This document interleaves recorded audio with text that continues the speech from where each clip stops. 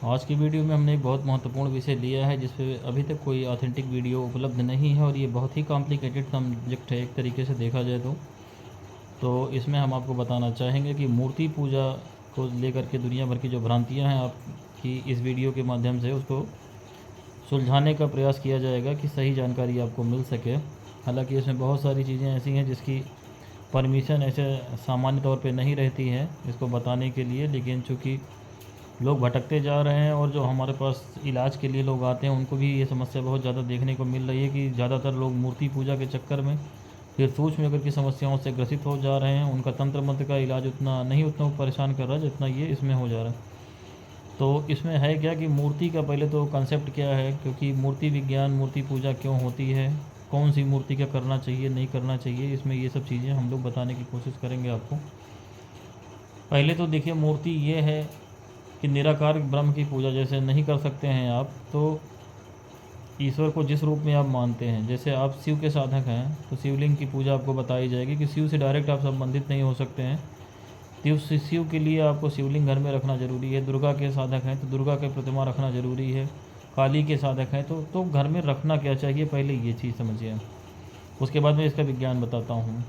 अगर शिव जी की पूजा आपको घर में करनी है तो सिर्फ स्फटिक का शिवलिंग घर में रखा जा सकता है और कोई भी चीज़ पे शिव की पूजा नहीं हो सकती घर में। स्फटिक का शिवलिंग भी खुले स्थान में घर में रखना चाहिए जिसकी बहुत कोई मजबूरी ना हो, जैसे बालकनी पे या आपका आंगन है, बगीचा है, कोई भी जो साफ स्थान हो जहाँ बाथरूम वगैरह आसपास ना बना हो। ईशान कोण में यानी पूरब दिशा में, पूरब उत्तर में, पूरब में उत्तर दिशा में, या ईशान कोण में पूर्वोत्तर में रख सकते हैं। इस तरीके से एक तो ये चीज़ हुई आपकी रखने की उसकी।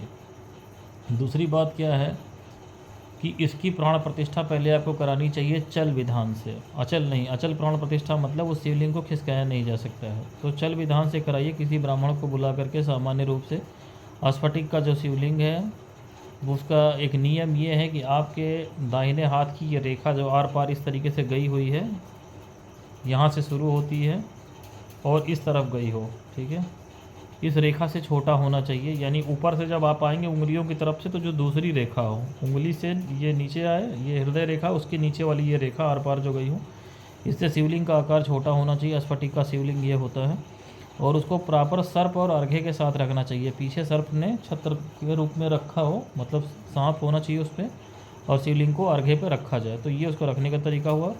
अगर घर में बेल का पेड़ या पौधा है, पत्ता है उसका, तो एक पत्ता बिछा करके उसके ऊपर शिवलिंग रखा जाए और ये डेली पूजा इसी पे होगी। और सामान्य पूजा, एक बार आपने ब्राह्मण को बुला लिया शिवलिंग रखते समय, उसकी प्राण प्रतिष्ठा उसने करा दी, बोल दीजिए चल विधान से कराएंगे ताकि घर बंद रहे, कहीं आवे जाएँ तो कोई दोष ना लगे, इसको डेलू जो है साफ़ सफाई हो सके। अब दूसरा इसमें विधान क्या है कि इसको जो है प्रतिदिन आपको सामान्य उस पर जल तो चढ़ाना ही चढ़ाना है, और गंगा जल रखें घर में, गंगा जल कहीं से भी ले आवें, एक ढक्कन थोड़ा सा चढ़ाएं, ये दो चीज़ें तो मस्ट हो गई। अब इसके बाद आपको जो है भस्म हो गया, चंदन हो गया, ये शिव जी को चढ़ता ही चढ़ता है।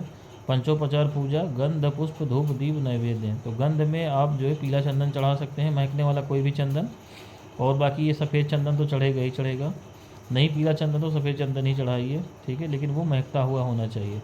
तो गंध हो गया, पुष्प में सफ़ेद फूल आपको जो मिल जाए। उसके बाद धूप है, धूप बत्ती जलाएं, अगरबत्ती जलाएं, जो जलाते हो। दीपक में अगर आप जो है परेशानियों से घिरे हुए तो सरसों के तेल का दीपक जलाना चाहिए, अन्यथा सामान्यतः घी का दीपक जलाने की जो है आपको अनुमति है, और विशेष परिस्थितियों में तिल का भी जला सकते हैं, लेकिन जो लोग परेशान चल रहे हैं उनको सरसों का ही जलाना चाहिए। और नैवेद्य में सफ़ेद रंग का ही नैवेद्य चढ़ाना चाहिए, सबसे आसान है मिश्री, तो मिश्री आप वहाँ पे चढ़ाएं। ये पंचोपचार पूजा हो गई। अब उसी प्रकार से जो लोग दुर्गा जी की साधना उपासना करते हैं तो उनको जो है मूर्ति हमेशा अष्ट धातु की रखी जाती है घर में। तो अष्ट धातु की मूर्ति देखिए, इसको भी रिलायबल स्टोर से कहीं ख़रीदें आप जो है, क्योंकि पंच धातु की तो मिल जाती है, अष्ट धातु की नहीं मिलती है। बस मिट्टी की मूर्ति नहीं होनी चाहिए घर में पूजा करने के लिए, ये जान लें। उसका आकार बड़ा नहीं होना चाहिए। ब्राह्मण से आप पूछ लें, या आप तो गूगल पे आप ऑनलाइन सर्च कर सकते हैं कि कितने इंच की मूर्ति आप रख सकते हैं घर में।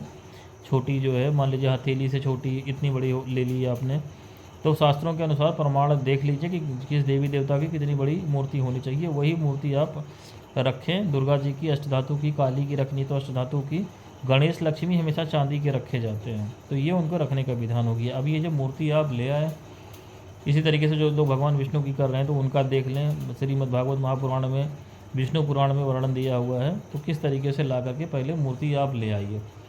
उसके बाद जो है उसकी फिर चल प्राण प्रतिष्ठा इसमें भी करानी पड़ेगी घर में रखने के लिए, यानी मिट्टी की मूर्ति नहीं रखनी है, ये आप जान लें।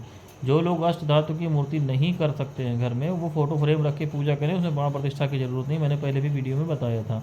आप गरीब हैं, आपके पास व्यवस्था नहीं है, तो फ़ोटो फ्रेम ले आइए। कैलेंडर को फ्रेम किया हुआ फ़ोटो फ्रेम मिल जाएगा, जिस देवी देवता का पूजा करना उनके नाम से करिए, ये सामान्य है। लेकिन प्राण प्रतिष्ठा एक अलग सब्जेक्ट है, अभी मैं बता रहा हूँ उसके संबंध में। तो ये आपको करना है इतना कि आप घर में इसको स्थापित करें, ब्राह्मण से करा लें। अब इन सभी प्रतिमाओं का, चाहे दुर्गा जी हों, चाहे गणेश लक्ष्मी हों, चाहे आपने इनका करा भगवान विष्णु का करा जो वैष्णव संप्रदाय के हैं, क्योंकि विष्णु जी की पूजा साधना उपासना वही करेगा जो कच्चा लहसुन प्याज न खाता हो और मीट मछली से तो कोसों दूर हो। ये वैष्णव संप्रदाय में मैंडेटरी होता है। अगर आप विष्णु भगवान का करें और मीट मछली खाते रहेंगे सब, तो आपको वो साधना नुकसान करने लगेगी। तो इसीलिए जो शाक्त संप्रदाय के लोग हैं या शैव संप्रदाय के लोग हैं, वो तो मीट मछली खाते हुए पूजा उपासना कर सकते हैं। लेकिन जो वैष्णव संप्रदाय की कोई भी साधना करेंगे, उनको कच्चा लहसुन प्याज भी छोड़ना पड़ेगा मीट मछली के साथ साथ। तो ये हो गया आपका दैनिक पूजा, पंचोपचार, गंध पुष्प धूप दीप नैवेद्य चढ़ाएं। देवी की पूजा में कोशिश करें कि लाल गुड़हल का फूल मिल जाए, अगर नहीं मिलता है तो फिर आपको लाल फूल मिल जाए, नहीं तो जो शहरों में मिलता है गाँव में अपने हिसाब से देख लें। फूल किसी को ना ही मिले, अपार्टमेंट में बहुत मजबूरी है, तो रोली आप चढ़ा सकते हैं। तो ये हो गया दैनिक पूजा का क्रम। ये आपका दैनिक पूजा इतनी करने के बाद, पंचोपचार पूजा करने के बाद आप जप और अपना स्तोत्र पाठ वगैरह जो है वो करें। ये घर के आपके पूजा स्थल का मैं बता रहा हूँ कि घर के में शिवलिंग बाहर रखा जाएगा और अंदर जो विग्रह रखना है वो ऐसे रखना है। जिसको मूर्ति खरीदने की व्यवस्था नहीं, वो फोटो फ्रेम रखेगा। शिव जी का जो है शिवलिंग ही रखना है, उनका घर के अंदर पूजा नहीं करना है। उस तरीके से घर के पूजन स्थल पर उन पर आप फोटो फ्रेम घर के पूजन स्थल पर उनका रख सकते हैं। शिवलिंग रखने की बहुत मजबूरी हो ना हो तो कोई बात ही नहीं, फिर फोटो फ्रेम पे ही करिए आप अपने घर में, लेकिन विधान यही है। तो ये हो गया। अब जो प्राण प्रतिष्ठा का मतलब क्या होता है? प्राण प्रतिष्ठा का मतलब ये होता है कि उस देवी देवता से हम संबंधित कैसे होते हैं। जैसे आपने घर में अपनी एक मूर्ति रखी, तो जो पूजा आपने करी, अगर दुर्गा की मूर्ति है तो दुर्गा को ही वो पूजा पहुँचे, किसी अन्य को ना पहुँच जाए। क्योंकि सूक्ष्म जगत जो होता है उसमें तमाम शक्तियाँ इस तरीके की घूमा करती हैं, विचरण किया करती हैं, जिनको आपके घर में आने जाने में स्वतंत्रता नहीं है। तो कोई भी रिक्त मूर्ति मिलेगी, अगर उसमें प्राण नहीं होगा संबंधित देवी देवता का, तो वो उस स्थान को ग्रहण कर लेंगे। जैसे साधारण शिवलिंग बाजार से ला के आपने रख दिया, प्राण प्रतिष्ठा नहीं कराई, तो उसमें कोई भी भैरव घूमने वाले जो है उस शिवलिंग में स्थान ग्रहण कर लेंगे। जो भी पूजा आप चढ़ाओगे वो भैरव को चला जाएगा। इसी तरीके से देवी की कोई मूर्ति आप ले आए, मिट्टी की मूर्ति ले आए जो शास्त्रोक्त नहीं है, या ऐसे ही अष्टधातु की ले आए, प्राण प्रतिष्ठा नहीं कराई, तो उसमें क्या होगा कि जो घूमने वाले तमाम छोटे छोटे देवी देवता होते हैं, या आसुरी शक्तियाँ होती हैं, या भूत प्रेत भी होते हैं, वो आपके घर में आके पूजन स्थल पर बैठेंगे और जो पूजा आप कराओगे उसको ग्रहण कर लेंगे। तो ये तो इसको हो गया बचाव का। अब प्राण प्रतिष्ठा अगर सही से करी गई तो क्या होता है? प्राण प्रतिष्ठा मतलब आप जैसे घर में टीवी रखा हुआ वैसे ही समझिए कि प्रोग्राम जो है सैटेलाइट के माध्यम से चलता है। दिल्ली में, बम्बई में चलने वाला सीरियल आपके घर पे कैसे आता है, उसमें सेटअप बॉक्स चाहिए, टीवी चाहिए, ये सब जोड़ जाड़ के आपको तो वो पिक्चर और इमेज दिखाई पड़ती है। मतलब उससे जोड़ने के लिए एक माध्यम का काम करता है। यही जो है कंसेप्ट आपका मूर्ति पे काम करता है कि मूर्ति उस देवी देवता से आपको जोड़ने के लिए एक सेटअप बॉक्स, एक टीवी का काम करता है। उसकी ऊर्जा उसमें संग्रहित रहती है। तो जो आपकी पूजा प्रार्थना है उस देवता तक, चूँकि वो निराकार स्वरूप में है, या अब जैसे शिव की पूजा आप कर रहे हैं तो आपको पता नहीं है वो कहाँ है, लेकिन आपके घर पे उनका एक विग्रह, एक अंश रहेगा। प्राण प्रतिष्ठा से क्या होता है?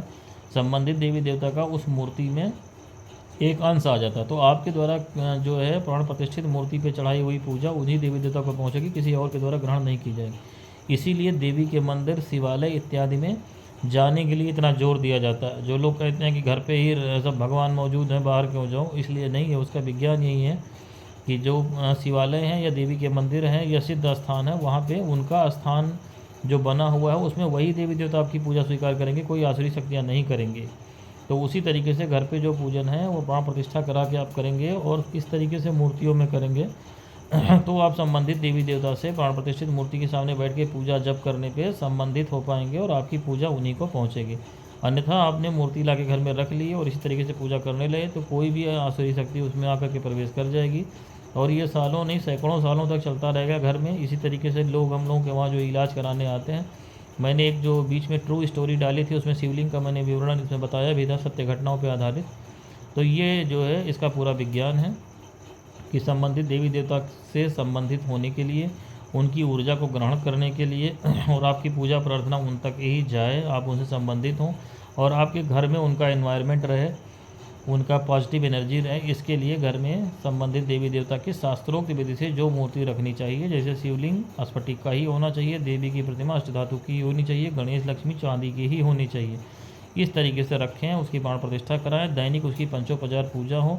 जब आप शहर से कहीं बाहर जाएं, घर में ताला लगाने की स्थिति हो तो उनसे प्रार्थना करके जाएं कि आने पर हम फिर पूजा पाठ करेंगे। जिस शहर में आप जाएं वहाँ संबंधित देवी देवता का पूजन है तो वहाँ के मंदिर में जा कर के आप पैसा चढ़ा दें उनके नाम से। जैसे शिव जी का है, घर आपका बंद है तो शिव जी के मंदिर में जिस शहर में गए वहाँ शिवालय में जाके प्रतिदिन का 10 रुपया ही चढ़ा दीजिए, जल चढ़ा दीजिए, वहाँ पे उनकी पूजा आप कर सकते हैं। देवी का है तो देवी मंदिर में जा सकते हैं।